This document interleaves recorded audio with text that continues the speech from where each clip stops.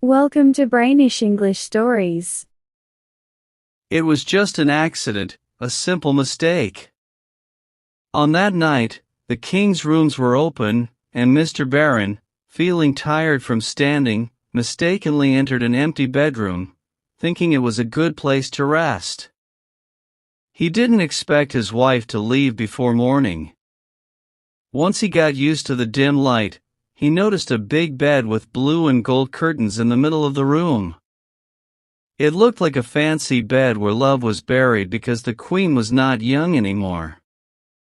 Behind the bed, there was a large shiny surface that looked like a distant lake. It was a big mirror, usually covered with dark cloth, rarely pulled down, and seemed to watch over the bed, like a secret accomplice. It almost seemed like the mirror had memories, showing lovely ladies and the gentle movement of caring arms. Mr. Baron paused for a moment, smiling, feeling a bit emotional at the entrance of this love-themed room. Suddenly, something showed up in the mirror, as if the ghosts he had imagined had come to life. A man and a woman who had been sitting on a low couch in the shadows stood up. The mirror reflected them kissing before going their separate ways. Mr. Baron recognized his wife and Mr. Marquis. He turned away, acting like someone in control of his feelings, and waited until morning before taking the lady away. However, he couldn't think about sleeping anymore. When they were alone, he said, "Madam, I saw you earlier in the Queen's room. I don't need to say more. I don't like arguments, violence, or mockery. To avoid all that, we will separate quietly. Our lawyers will settle your situation according to my instructions. Once you're no longer in my house, you can live as you wish. But remember, you'll still have my last name, so if any scandal happens, I will be strict." She tried to talk, but he stopped her, bowed, and left the room. He felt more surprised and sad than unhappy. In the beginning of their marriage, he loved her a lot, but as time passed, his excitement faded, and he often entertained himself elsewhere, like in a theater or with friends. However, he still had a certain fondness for the Baroness. She was very young, barely 24, small, too thin, and very fair. She was a true Parisian doll, smart, spoiled, stylish, flirtatious, clever, with more charm than real beauty. He used to say casually to his brother, talking about her, "My wife is charming, attractive, but there is nothing to grab onto. She is like a glass of champagne that is all froth. When you get to the wine, it is very good, but there is too little of it, unfortunately." He walked back and forth in the room, feeling very upset, thinking about many things. At one moment, he was angry and felt like giving the Marquis a good scolding or slapping his face in public at the club. But he decided that wouldn't be right. People would laugh at him, not his rival, and that hurt his pride. So he went to bed but couldn't sleep. In a few days, Paris learned that Mr. Baron and Mrs. Baron had agreed to a friendly separation because they didn't get along. No one suspected anything, no one laughed, and no one was surprised. To avoid seeing his wife, Mr. Baron traveled for a year, spent the summer at the seaside, and the autumn hunting. He returned to Paris for the winter without meeting Mrs. Baron once. He didn't even know what people said about her. In any case, she made sure to keep up appearances, and that was all he wanted. He got terribly bored, traveled again, restored his old castle of Villebosque, which took him 2 years. Then, for over a year, he hosted friends there until finally, tired of all these so-called pleasures, he came back to his house on Rue de Lille, just 6 years after the separation. Now, he was 45, with a good amount of gray hair, a bit stout, and with that sad look that people who used to be handsome, popular, and liked often have as they age. A month after returning to Paris, he caught a cold coming out of his club and had such a bad cough that his doctor told him to go to the city of Nice for the rest of the winter. He reached the train station just a few minutes before the Monday evening train was leaving. He had barely enough time to get into a carriage with only one other person, who was sitting in a corner covered in furs and cloaks. He couldn't even tell if it was a man or a woman because nothing of the figure could be seen. Unable to figure it out, he put on his travel cap, wrapped himself in his rugs, and comfortably settled in for sleep. He didn't wake up until the day was breaking and looked at his fellow traveler, who had not moved all night and still seemed to be sound asleep. Mr. Baron used the opportunity to tidy up a bit, brushing his hair and beard, trying to freshen himself up. The Baron opened his travel case and tried to improve his looks as much as possible. The train whistled, the train stopped, and his neighbor moved. No doubt, she was awake. They started again, and then a slanting ray of sunlight shone into the carriage and on the sleeper. She moved, shook herself, and then her face could be seen. It was a young, fair, pretty, plump woman, and the Baron looked at her in amazement. He didn't know what to think. He could have sworn it was his wife, but wonderfully changed for the better. Plumper, she had grown as plump as he was, but it suited her much better than it did him. She looked at him calmly, didn't seem to recognize him, and then slowly laid aside her wraps. She had that calm confidence of a woman sure of herself, feeling that upon waking, she was at her full beauty and freshness. The Baron was really confused. Was it his wife, or someone as much like her as a sister?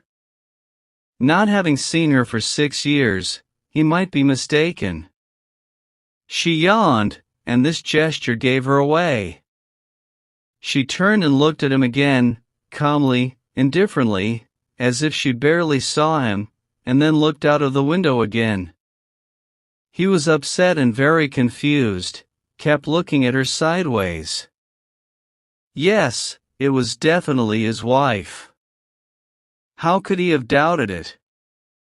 There couldn't be two noses like that, and 1,000 memories flashed through his mind.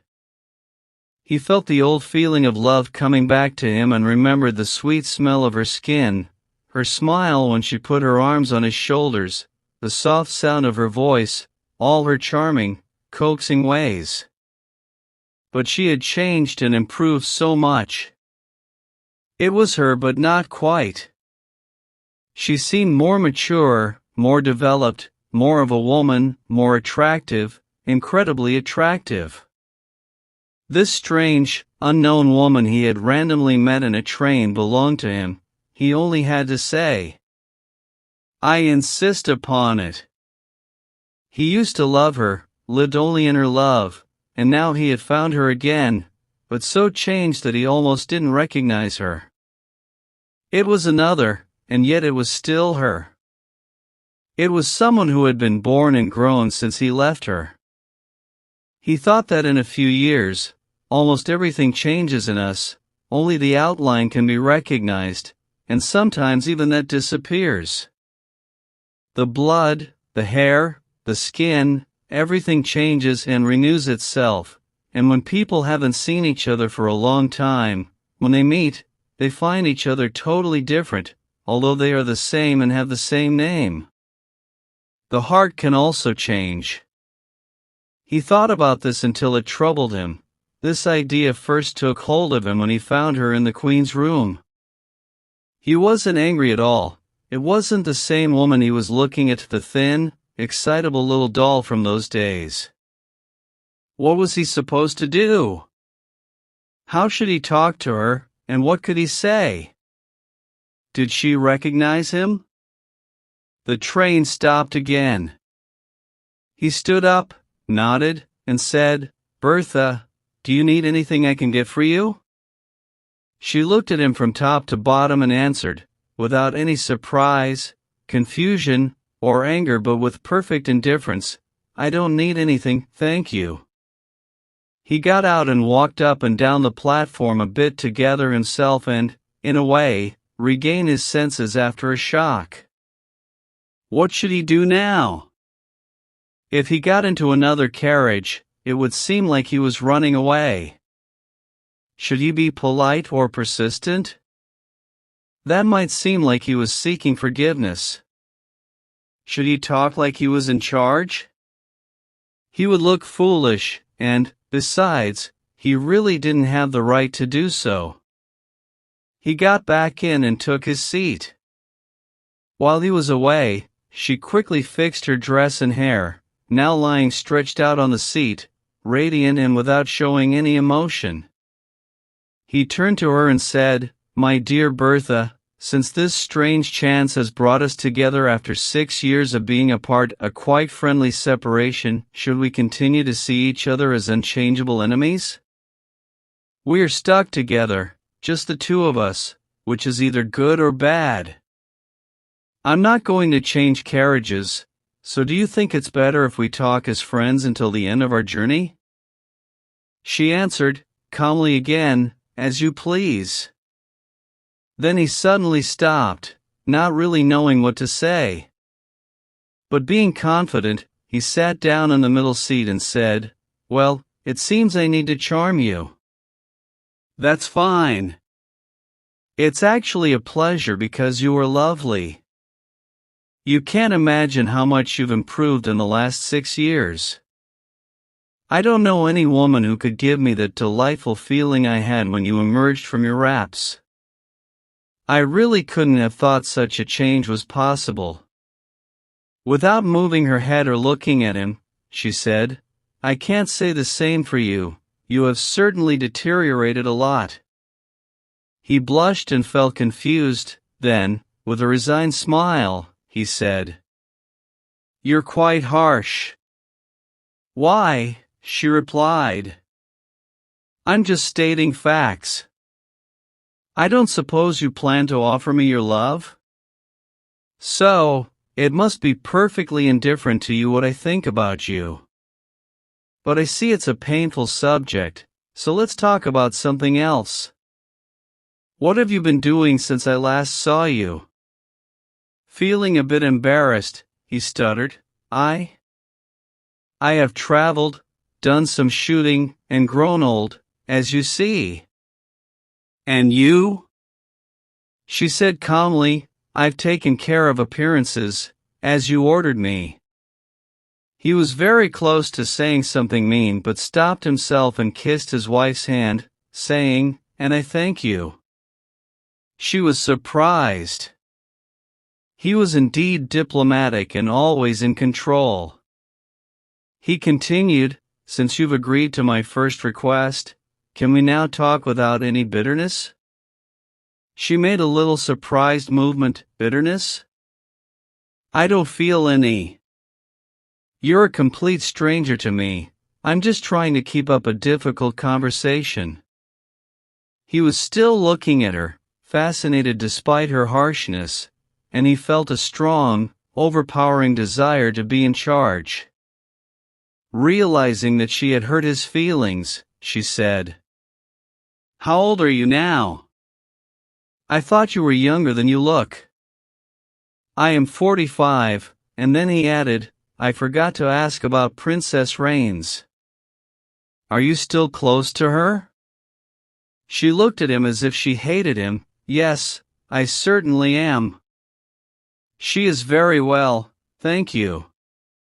They sat there side by side, both agitated and irritated. Suddenly he said, "My dear Bertha, I've changed my mind. You are my wife, and I expect you to come with me today. I think you've improved both morally and physically, and I am going to take you back again. I am your husband, and it's my right to do so." She was stunned and looked at him, trying to understand his thoughts, but his face was determined and unreadable. "I'm very sorry," she said, "but I have made other plans." "So much the worse for you," was his reply. "The law gives me the power, and I intend to use it." They were nearing Marseilles, and the train whistled and slowed down. The Baroness stood up, carefully rolled up her wraps, and then, turning to her husband, said, "My dear Raymond, don't misuse this private conversation that I had carefully planned. I wanted to take precautions, as per your advice, so that I might not have anything to fear from you or from other people, whatever might happen. You're going to Nice, right?" "I will go wherever you go." "Not at all, just listen to me, and I'm sure you'll leave me in peace. In a few moments, when we get to the station, you will see Princess Rains and Henriette waiting for me with their husbands. I wanted them to see us and know that we spent the night together in the railway carriage. Don't be alarmed, they will tell everyone about it as a most surprising fact. I just told you that I carefully followed your advice and saved appearances. Anything else doesn't matter, right? Well, to do that, I wanted to be seen with you. You told me to avoid any scandal, and I am avoiding it because I am afraid. She waited until the train had completely stopped, and as her friends ran up to open the carriage door, she said, "I am afraid," hesitating, "that there is another reason. I am pregnant." The princess stretched out her arms to embrace her, and the Baroness, pointing to the Baron, who was dumb with astonishment and trying to get at the truth, said, "You don't recognize Raymond? He has certainly changed a lot, and he agreed to come with me so that I wouldn't travel alone. We take little trips like this occasionally, like good friends who cannot live together. We are going to separate here. He has had enough of me already." She put out her hand, which he took mechanically, and then she jumped out onto the platform among her friends who were waiting for her. The Baron hastily shut the carriage door, too disturbed to say a word or come to any determination. He heard his wife's voice and their merry laughter as they went away. He never saw her again, nor did he ever discover whether she had told him a lie or was speaking the truth.